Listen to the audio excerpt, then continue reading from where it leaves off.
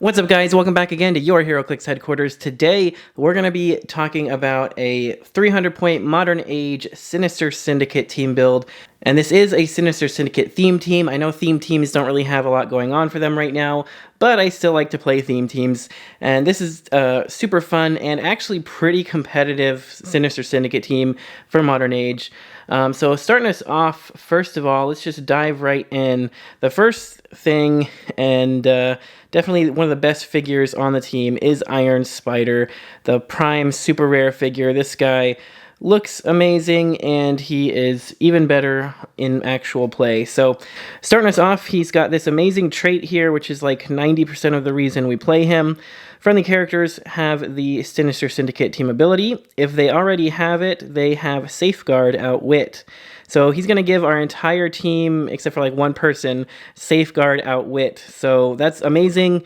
You know, it's like having a whole team of cosmic characters, which is super powerful. And then he's also got, we're going to be playing him at the 30-point line. Let me just tell you that right now. So he's coming in at 30 points. He's going to have Charge, Flurry, Plasticity, and Stealth. He's got that as whole dial, which is just such a powerful movement ability to have. You got improved movement for Elevated and Characters, so you can really get around, you know, super easy. And then on his damage power, he's got Leadership and Outwit and Shape Change.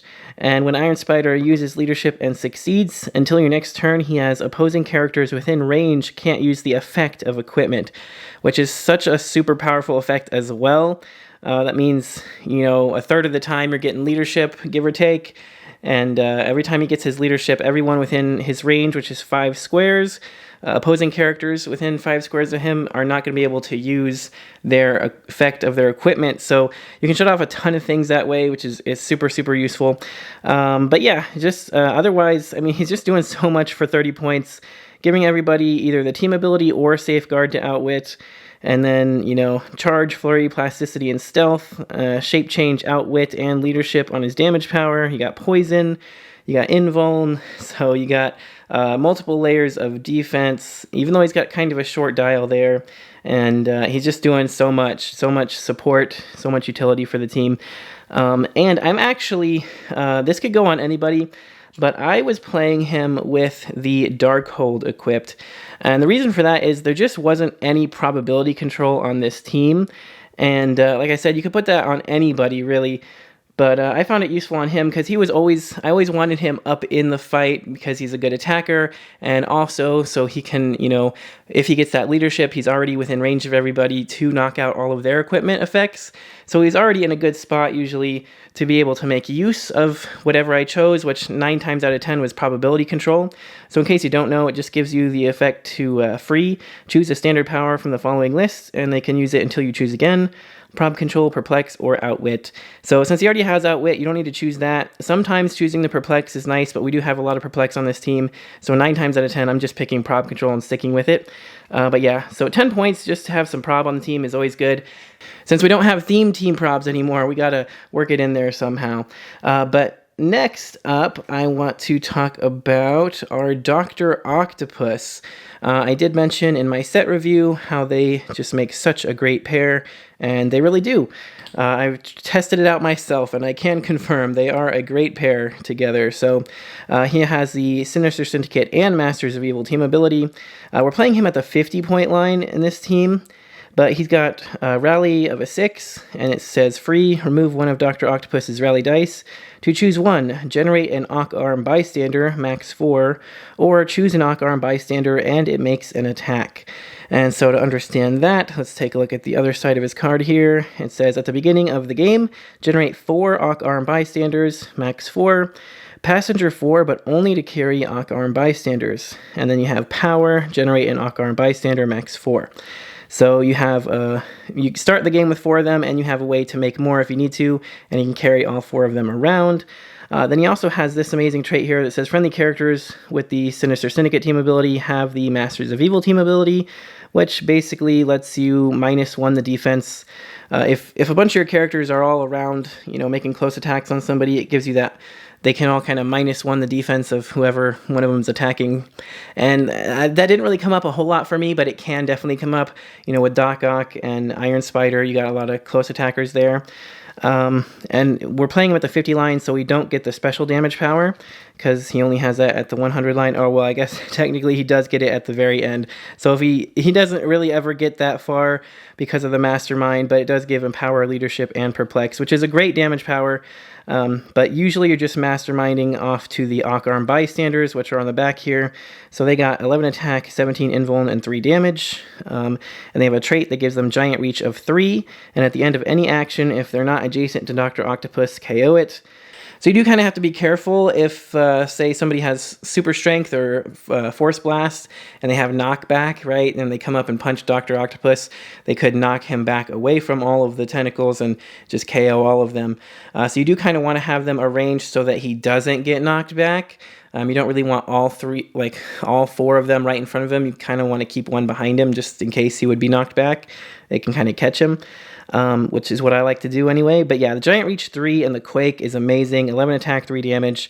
And the Iron Spider is giving all of our bystanders the team ability as well. So they're all going to be able to copy any attack with Sinister Syndicate team ability, which 11 is already pretty good, but it does also give you that 11 for Dr. Octopus if he was to make an attack. But mainly he's just going to be running around with sidestep and stuff, kind of just locking up the opposing team with all the Ock arms, and you know, they're going to be making attacks, and if they do attack Doc Ock, he's just going to mastermind it to the arms and either remove a rally dice or take a power action to just make new ones. So, and the fact that they cannot outwit his mastermind because of the Iron Spider means that he can, you know, they can't really do anything about that. They just have to KO all the arms first and then try to attack him, which, you know, it can be pretty difficult to do.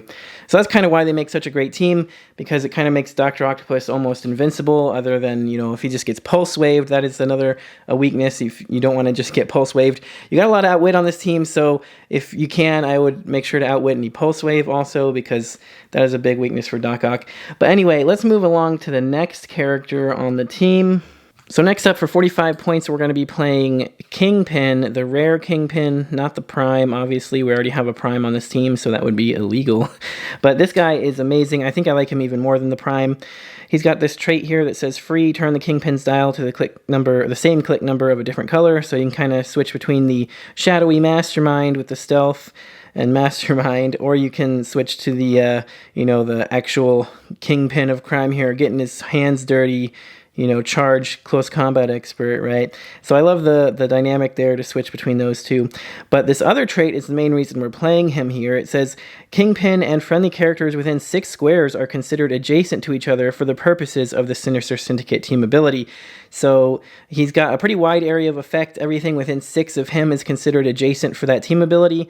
So what you really want to do is kind of sit him somewhere in stealth, kind of over here, you know, in a way that's, you know, in somewhere in the middle of the map where you have a really wide range of, you know, you can have somebody like over here copying the, you know, attack of somebody over there, right? It gives you a huge reach. So he's really awesome for that. They don't have to all be clumped up adjacent to each other to make use of the team ability. It gives you a lot more freedom of movement there.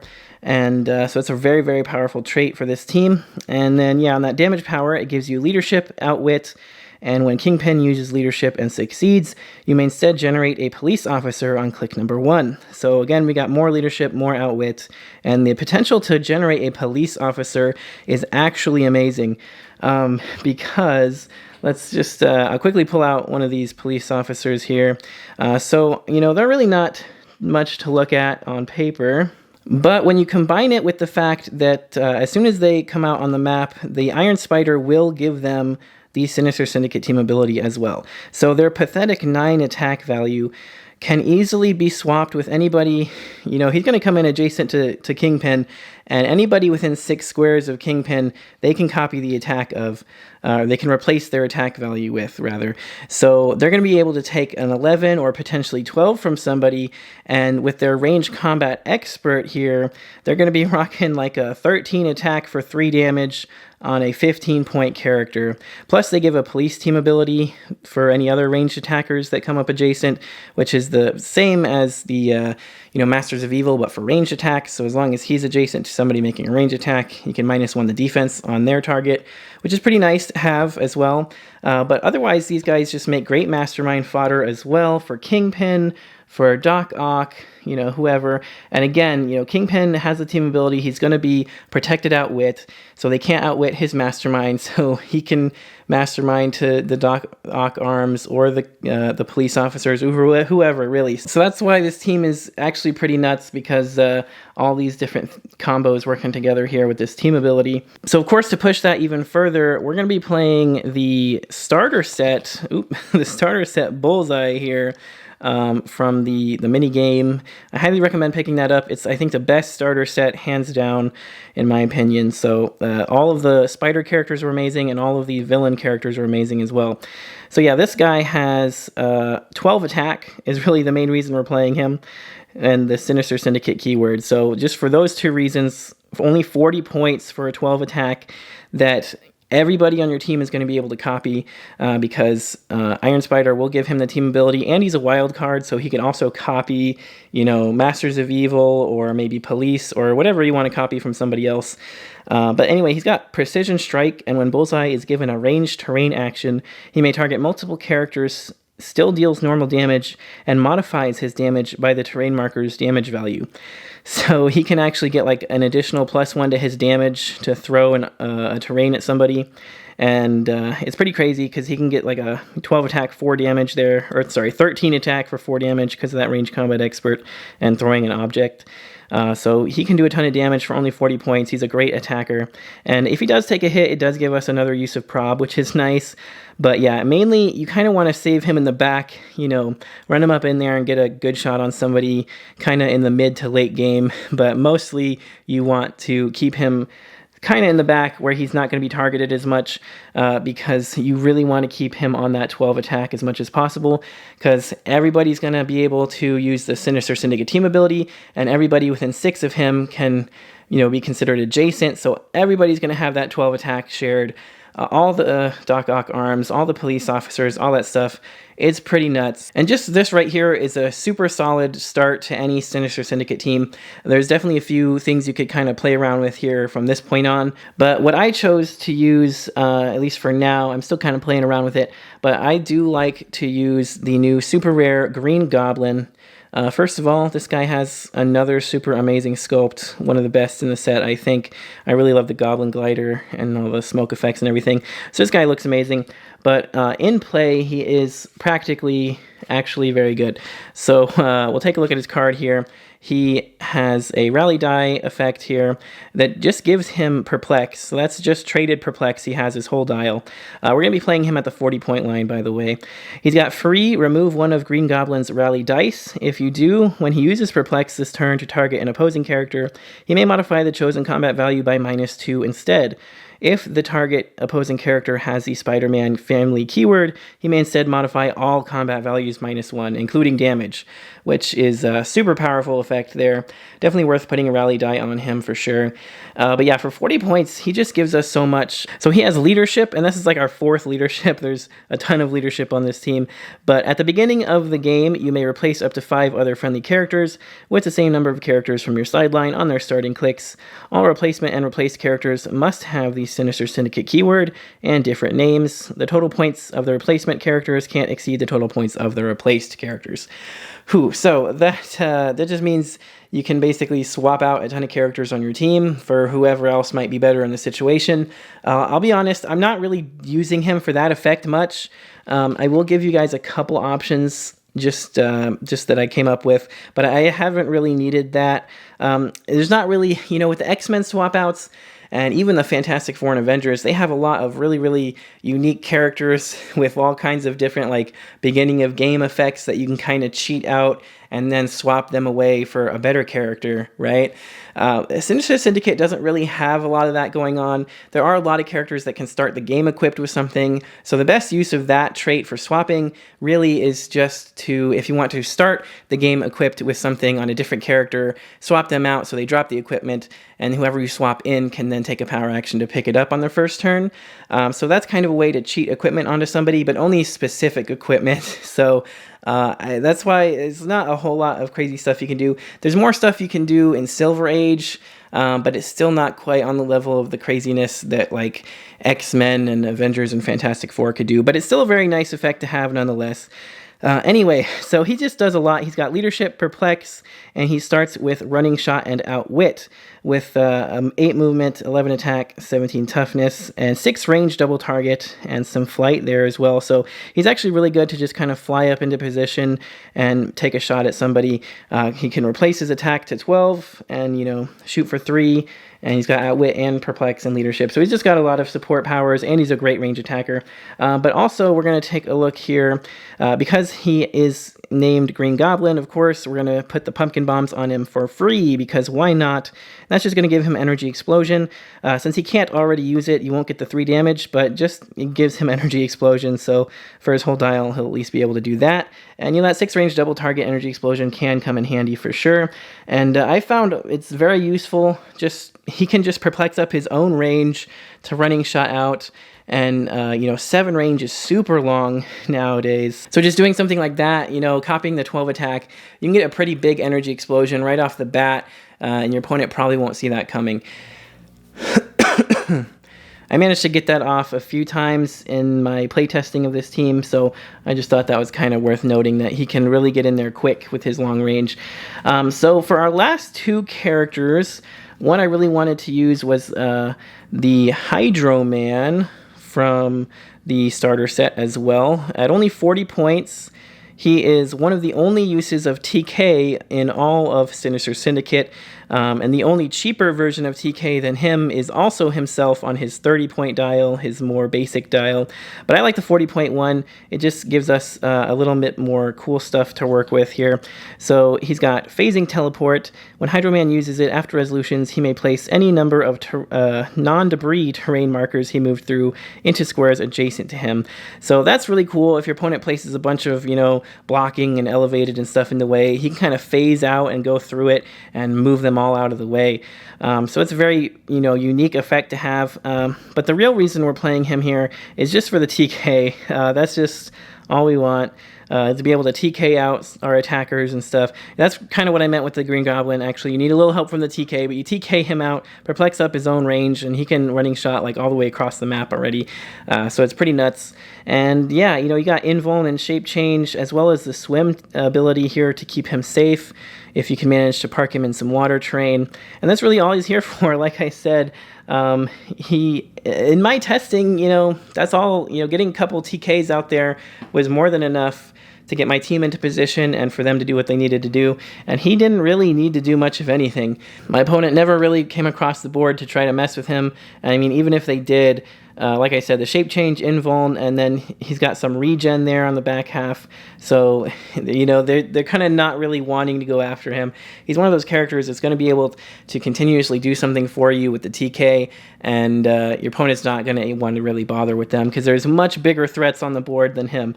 And last but not least, for sure, MVP in all of my games, we're playing the starter set Shocker, you guys. This dude is absolutely nuts, honestly.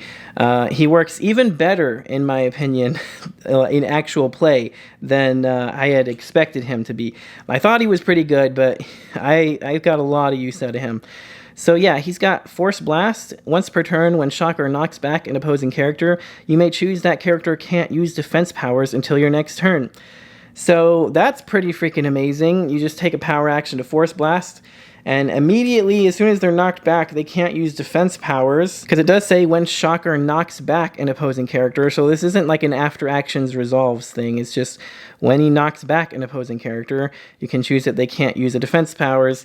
So it instantly knocks out all their defense powers, all their damage reducers, all their, you know, special defense powers, all their traded defense powers, anything that's an actual defense power printed on their card, or, you know, an actual like standard defense power that they gain from a trait. They can't use any of that. It's really, really good against those like power cosmic characters, or even the characters on this same team, because it does, like, you could Force Blast Doc Ock, and then he can't use his, you know, Mastermind, and that gets around, you know, the protected outwit kind of stuff. So it's very powerful. You can get some quick and easy knockback damage. Again, he's got a 6 range, so it's pretty easy to TK this guy out and just take a power action to Force Blast somebody 6 squares away. Perplex up his range maybe from, you know, Green Goblin or somebody else. And yeah, it's pretty great. It's super, super powerful. He's also got 11 attack Pulse Wave and 17 with Invincible. And, you know, Unoutwittable Invincible is great. That's a very powerful defense right there. You also, you know, you can't outwit his Force Blast. You can't outwit his Pulse Wave. So he's a huge threat, like, all down the dial. And, I mean, that's all he really does. I have found, now, you guys are going to think instantly, oh, so we're going to put the Shocker Gauntlets on him, right? Because why not? It's free. No, don't put the Shocker Gauntlets on him. Being able to knock back extra characters does not actually do anything, because the way his trait is worded, you can only choose an opposing character to not use defense powers. So it's not going to stack with multiple characters. You're not going to gain anything from knocking back more than one. I mean, it can, you know, knock back multiple characters and maybe get multiple knockback damage, and that's good too. But I've found the actual best thing to use him with is the Cloak of Levitation. The flight, plasticity, and especially that sidestep is huge. You know, that little bit of extra mobility for him, especially sidestep, is amazing.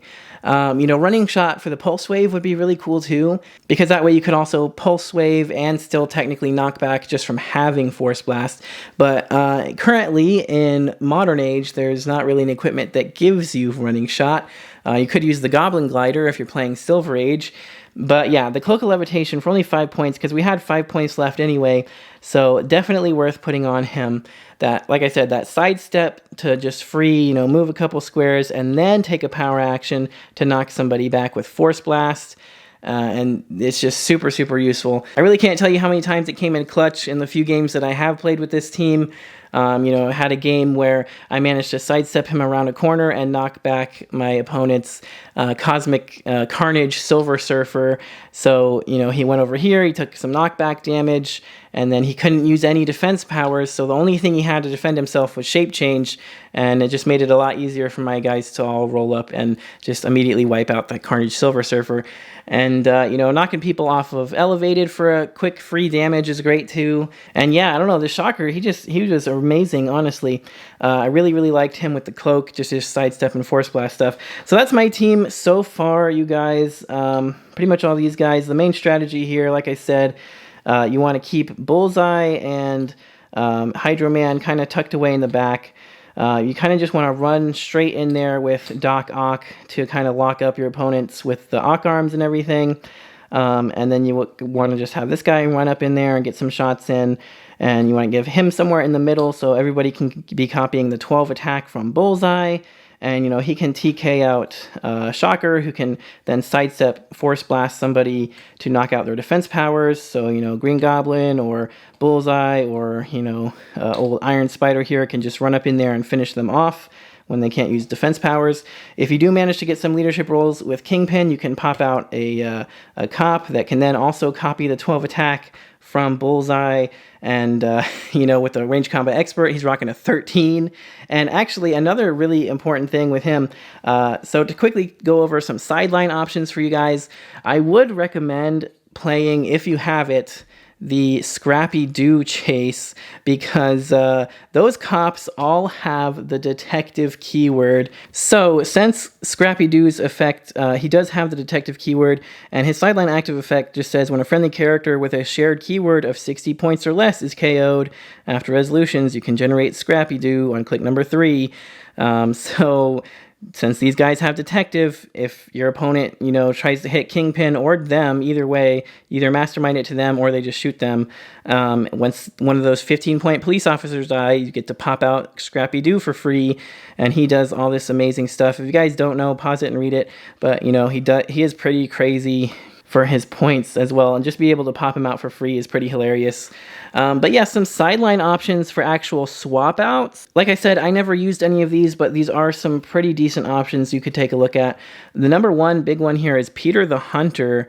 The main reason I like him a lot is because he also has an effect to make bystanders. So you can see here inside of his card, he can make all these bystanders. And, you know, the crazy thing is they're all going to be able to use Sinister Syndicate team ability. copy, so they're all going to be able to copy, you know, 11s or 12s. So he can just free pop out this thing with Flurry, and it can have a 12 attack Flurry Precision Strike for 2 damage. Or you could pop out this thing for free, so it can have 12 attack with Ranged Combat Expert. It's only 1 damage though, so it'd still be shooting 13 for 2. Yeah, and you can get another Outwit, or you can get some Blades with a 12 attack. So yeah, you got a lot of great stuff there. He can be copying the 12 as well, and be pretty powerful himself. You know, just charge Blades Exploit for only 50 points. You could easily just swap out Dr. Octopus for him. Pretty much the same thing. You know, they're both making tokens and stuff, little pod characters. Another good one, if for some reason you don't want to use a lot of your little pod characters, maybe your opponent has a lot of Pulse Wave or something like that, Vulture is a good one here, because Vulture is just a really strong, like, single target close attacker kind of thing, because he can, like, charge, sidestep, use his super strength to pick up an object and hit for massive damage, or sorry, a terrain to hit for massive damage, and then move away again.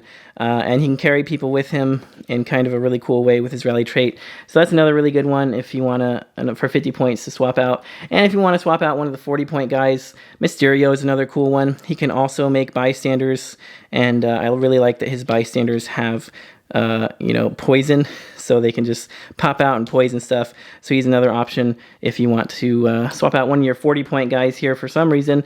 But like I said, I never really felt like I needed to. It doesn't really come up that much. But anyway, that is pretty much the team there, you guys. Let me know all your thoughts and opinions about it down in the comments below. If you enjoyed this video, do make sure to smash that like button, because it does help me out a lot.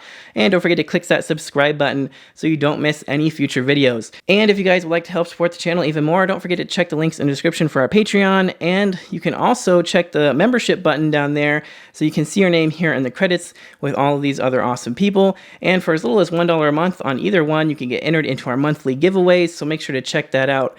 But that's going to do it for this one, you guys. Thanks again so much for watching. Until next time, this has been Heroclix Headquarters, signing off.